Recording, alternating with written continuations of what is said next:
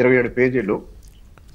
ఆ జగన్ చేసిన ద్రోహం గురించి ఒక్కొక్క పేజీలో చెప్తూ చివరి పేజీ అట్ట మీద దీనికి పరిష్కారం బాబు రావాలి, బాగు చేయాలి అని మీ ఫోటో వేస్తాను సార్ అని ఆయనకి చెప్పినప్పుడు, ఆ పుస్తకం పేరు దళిత ద్రోహి జగన్ అని పెడతాను. కవర్ పేజీ మీద దళిత ద్రోహి జగన్ అని ఉంటది, చివరి పేజీ మీద బాబు రావాలి, బాగు చేయాలి అని పెడతాను సార్ అంటే, ఆయన 2 seconds లో అన్న మాట ఏంటంటే, నువ్వు ప్రాణాలకు తెగించి జగన్ మీద పోరాడుతున్నావు, ఇదంతా నీ కష్టంతో, నీ ఆలోచనతో నువ్వు చేస్తున్న పని.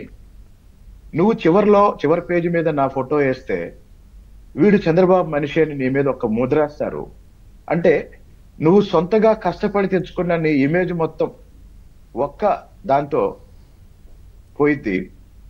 అది నీకు వ్యక్తిగతంగా చాలా నష్టం జరిగిద్ది. కాబట్టి అది వద్దు అన్నారు. అంటే నాకు ఒక్కసారి షాకింగ్ గా అనిపించింది ఏంటంటే, ఆయన నా కష్టం గురించి, నా ఇమేజ్ గురించి, నా భవిష్యత్తు గురించి ఆలోచించారు తప్ప, ఆ పుస్తకం మీద నిజంగా బాబు రావాలి, బాగు చేయాలి అనేది చాలా మంచి నినాదం అండి. అది చాలా మంది వాడుకున్నారు. కానీ ఆయన ఆ క్రెడిట్ ఆయనకి తీసుకోకుండా నా ఇమేజ్ ని కాపాడటానికి ఆయన నాకు సలహా ఇచ్చి పంపించారు. సరే, ఇది అయిపోయిన కొన్నాళ్ళకి ఇంకో సంఘటన ఏంటంటే, అమలాపురం ఎంపీ టికెట్ ఇస్తే నేను తెలుగుదేశంలో జాయిన్ అవుతాను అని 2 సార్లు ఎంపీగా పనిచేసిన ఒక సీనియర్ దళిత నాయకుడు ప్రయత్నం ప్రారంభించాడు. ఆయనకి దళిత కులాల్లో ఒక ఉపకులంలో మంచి ఫాలోయింగ్ ఉంది. కేవలం ఆ అమలాపురం చుట్టుపక్కల ప్రాంతాల్లోనే కాకుండా రాష్ట్రంలో ఇతర జిల్లాల్లో కూడా చాలా ప్రభావం చూపించగలిగిన వ్యక్తి. ఆయన అమలాపురం టికెట్ విషయంలో ప్రయత్నం చేస్తే నాకు అర్థమైంది ఏంటంటే, బాలయోగి కొడుకుని నిలబెట్టాలి అనే ఒకే ఒక కారణంతో చంద్రబాబు నాయుడు గారు అమలాపురం టికెట్ విషయంలో ఇంక ఎవరిని ఎంటర్టైన్ చేయలేదు. అది నాకు అర్థమైన తర్వాత, ఎందుకంటే ఆ సీనియర్ నాయకుడు దాదాపు 3 నెలల పాటు నాతో రెగ్యులర్ గా మాట్లాడుతూ, తెలుసు, నాకు కూడా తెలుసు తమ్ముడు, సరే తమ్ముడు, నాకు అమలాపురం ఎంపీ ఇస్తే తెలుగుదేశం పార్టీకి ఎన్ని రకాలుగా లాభం జరిగిద్ది అని చాలా కన్విన్సింగ్ గా చెప్పాడు. నిజంగా ఆయన రావటం వల్ల 10 ఓట్లు ఎక్కువ అవకాశం కూడా ఉంది.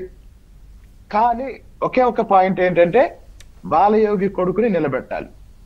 ఆ సమయంలో నాకు అర్థమైంది ఏంటంటే, ఎర్రనాయుడు గారు చనిపోయినప్పుడు రామ్మోహన్ నాయుడు వయసు ఎంత అండి?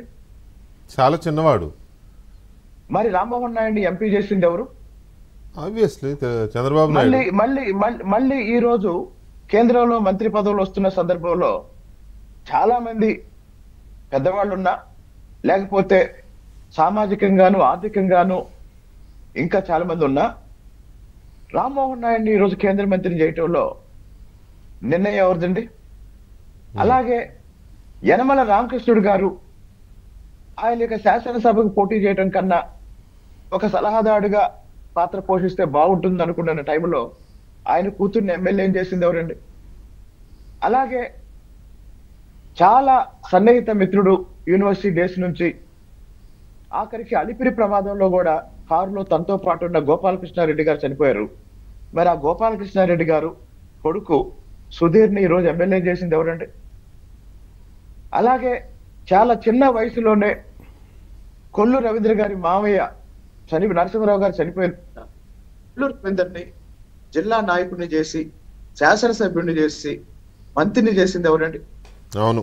ఇలా తిప్పుకుంటూ పోతే మీకు ప్రతి జిల్లాలో ఇలాంటి ఎందుకు అసలు అంటే ఇంకొకటి యాడ్ చేస్తాను నేను, కాదు ఇంకొకటి యాడ్ చేస్తాను, లేదా మీరు చెప్పేదానికి ఇంకొకటి యాడ్ చేస్తాను. టచ్ లేకపోతే, ఆల్ సడన్ గా ఆ మానవతా దృక్పథం లేకపోతే వినపడుతుందా శ్రీనివాసరావు గారు?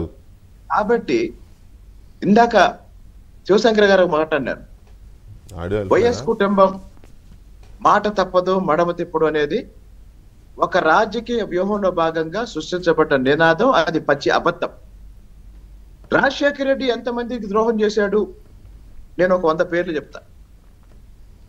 జగన్మోహన్ రెడ్డికి ఎంతమంది ద్రోహం చేశాడు నేను ఒక 1000 పేర్లు చెప్తా. కాబట్టి నిజంగానే చంద్రబాబు నాయుడు గారి మీద 30 ఏళ్లుగా జరిగిన ప్రచారం, అదే సమయంలో రాజశేఖర్